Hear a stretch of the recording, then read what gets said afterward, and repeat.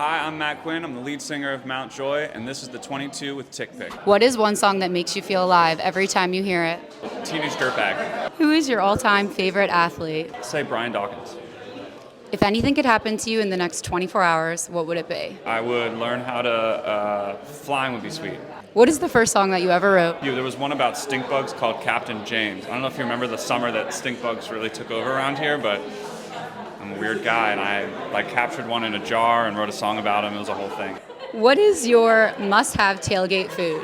Cheeseburger, a good burger. Summed up, what is the story behind Astrovan? I was living in Los Angeles and just sort of inspired by people who against all odds had determined it was worth moving out there and really going for it. And sort of the idea was just hey, what if Jesus was just this stoner carpenter guy and everybody loves him? He was, he was pretty cool, so.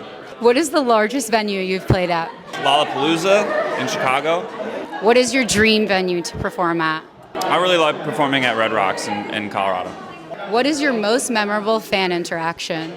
Honestly, there's a genre of them where people are super sort of vulnerable and discuss difficult things that we've helped them through. I think any of those are always really sort of meaningful and ground us in the why of what we're doing.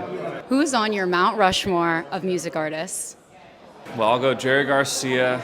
I'll say Joni Mitchell. It's a tough one. I don't know if I've really thought about this. Do you have a pre-show ritual? Try to be as weird as possible and get sort of in the zone of not being nervous, I guess, or turning the nervous energy into excitement. So we'll smack on ourselves and do weird chants. It's really bizarre. What is your favorite concert that you've attended as a spectator? Ooh, that's a good question.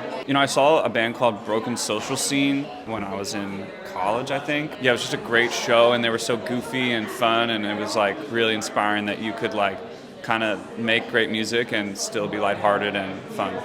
Do you have a hidden talent that your fans might not know?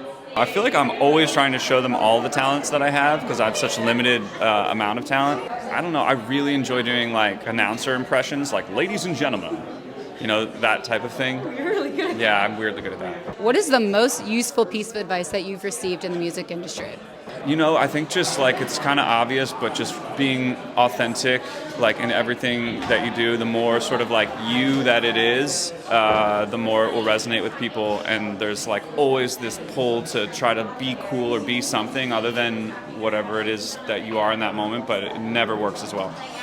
What does your songwriting process look like? I'm just sitting and playing music. That's what I love to do, and I feel the best, most creative moments are when I forget